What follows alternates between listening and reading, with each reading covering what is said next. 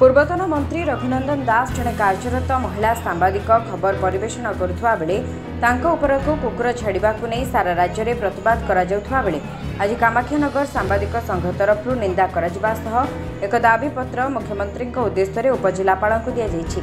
सांबादिक सुरक्षा प्रदान करा सह दोषी विरुद्ध में दृढ़ कार्यानुष्ठान ग्रहण करने को दाबी होइछि।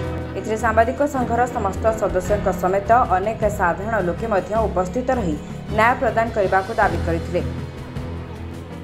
परिस्थिति लज्जा दुखर विषय जड़े पूर्वतन मंत्री जड़े सांबादिक महिला सांबादिक जो व्यवहार प्रदर्शन कर कुकुर कामुड़ा अस्तु लोक लगे आक्रमण करने जहाँ कामाख्यानगर सांबादिक तीव्र निंदा कराऊँच गिरफ दाबी करुँ। जदि आगामी दिन में यह पदक्षेप ग्रहण करती 30 जिले में आंदोलन जारी रहा। महिला मान सुरक्षा सम्मान देवा जो 20 वर्ष नारा लगे से जड़े पूर्वतन मंत्री रघुनंदन दास जे कि लोक संपर्क विभाग में मंत्री थे से जड़े महिला सांबादिक को सम्मान दे पाना सुरक्षा दे पाना बरं तांकर पदवी गला पर से एबे से महिला सांबादिक को कुकुर लगाई आक्रमण कर जे कि से जानते जे मोर आ कौन पावर ना निजे कौन क्षमता ना मुझे करें तेणु से निरीह जंतु मान को आश्रय नहीं जड़े महिला सांबादिक को आक्रमण कर उद्देश्य आम उपजिला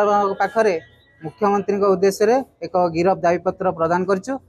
जड़े महिला सांबादिक को जो जड़े पूर्वतन मंत्री कुकुर छाड़ी देइछन्ती ताकू नेइकरी आम घोर निंदा करुचु। आमर कामाख्यानगर सांबादिक समूह ताउपरे आज आसिक सब कलेक्टर ऑफिस रे पहुंचु मुख्यमंत्री उद्देश्य एक दाबीपत्र दौचु एवं नूतन जो सरकार आमर होइछन्ती तांकू भी आम आपण माध्यम रे गोटे निवेदन करुचु जे आगामी दिन में ये जो सांबादिकों को जो भाया दुर्व्यवहार करागला गोटे कुकुर छाड़ी दिगला जहाँ को नहीं आम चाहूँ जे नुआ सरकार गोटे दृढ़ कार्यानुष्ठान ग्रहण करूँ से मंत्री पूर्वतन मंत्री एग्नेस्ट।